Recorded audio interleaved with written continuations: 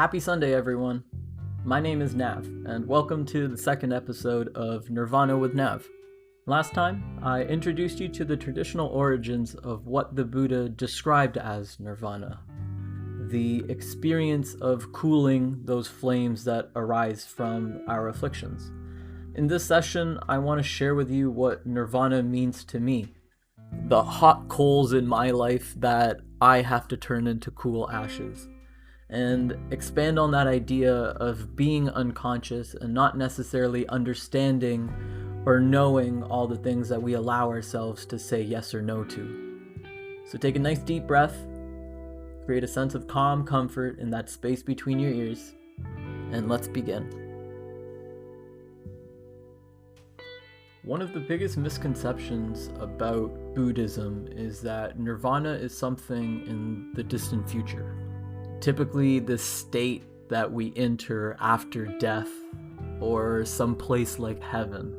The confusing reality of Nirvana is that it transcends that notion of life or death itself because it can only be accessed in the here and now, in this moment. For me, navigating that confusing reality of Nirvana is silencing the mental resistance in my mind and transforming it into this idea of loving awareness. Depending on who we are, that mental resistance comes in many different forms. For me, it's compounded by working a highly analytical job behind a computer screen. As I open Excel workbooks, analyze data, or prepare financial reports. It's also further exasperated by the fact that I'm an only child. And without sounding too crazy, there are definitely voices in my head. Some of those voices support and uplift me. Others keep me humble and down to earth. But we always have those voices that leave us with lingering thoughts, that introduce gray clouds into our otherwise bright and blue skies. And if we don't let those clouds transform into rain to sow the seeds of our growth, then all we're really left with is gray skies that lead us to experience a life that loses its beauty, that loses its color. So to me, Nirvana has become that feeling when all of the voices in my head just shut up, when I can experience perfect silence. There's a distinction between something being quiet and something being silent.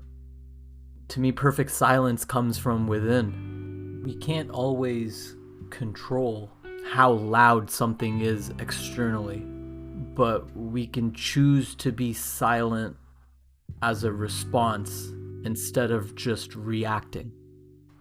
I define myself as a syncretist.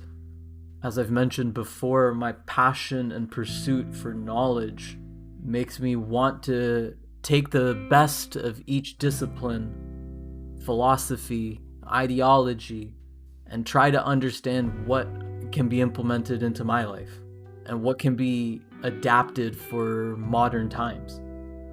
And if it can bring value to my life, then I'm open to embodying it. And in such a crazy year where we've probably all overthinked our existence into complete misery, I think that there's an immense spiritual benefit to just sit, shut up, and enjoy the moment that you're currently enjoying. There's this quote, I think it's from Albert Einstein, although I think I heard it from Elon Musk. It's, I'd rather be an optimist and a fool than a pessimist and right. And for me, when I approach my day, I like to just remind myself of that. Maybe in this current present moment, everything is okay. Instead of thinking about what might be coming a minute down the road, an hour down the road, tomorrow, next week, next month, next year, or what's already happened in the previous minute, the previous hour, yesterday, last week, last month. Just focusing on this right now. And when you do that, you give yourself some space. And that space is what I consider nirvana. It's not something that lasts a very long time. Hell, I'm lucky if it lasts for a minute, let alone just a few breaths. You know, it takes a lot of work to get to that little moment. But we've experienced nirvana in different facets of our life. If you're an athlete, you've been in the zone, you've hit a flow state. If you've gone for a run and you start pushing yourself, that runner's high. You know, we use the word like zen or meditation, flow, the zone, but all these ideas come from the same root, and that root is mindfulness. The ability to be mindful, to observe before we react, to give ourselves the space to say no to our suffering and give ourselves the room to push deeper into the present moment. You know, whether it's in an athletic performance or during a runner's high, that present moment is you overcoming your doubts, your insecurities, your fears, your what ifs, and it helps you achieve that flow state, that state where time slows down, where you're able to be in control of the one and only thing that you could ever control, and that is yourself. And by regaining that sense of control over yourself, you begin to experience loving awareness, the compassion to understand that regardless of all the resistance in your daily life, that everything in this present moment is okay. There's nothing good or bad in this moment, but that it simply is this. So as we finish this session, I want you to understand that nirvana isn't something big. It's not something we have to chase. It takes work to experience it, and it's constant practice, but it can be touched daily.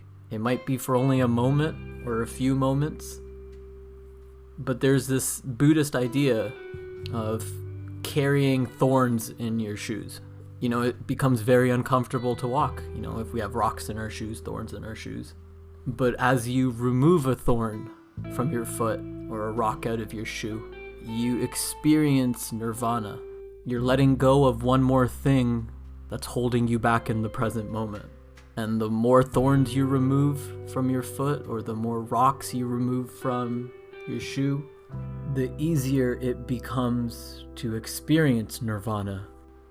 And as I shared before, my vision is to help you experience that feeling more clearly, with greater depth and less resistance in your everyday life. So before our next session, take a moment and ask yourself, what's causing me resistance? And you'll be surprised to know that if the feeling isn't physical, as in you can't physically point to it, it's most likely mental. And if it's mental, then it's something that we have control over. We might not exactly know what control looks like or feels like in that moment, but over time you will. But in that moment of observing, the last thing you want to do is begin to worry, because it makes no sense to inflict harm on ourselves when the world's already hard enough. So until next time, be kind to yourself and be kind to others. Or as my Buddhist teacher would say, spread kindfulness and not COVID. Happy Sunday, everyone.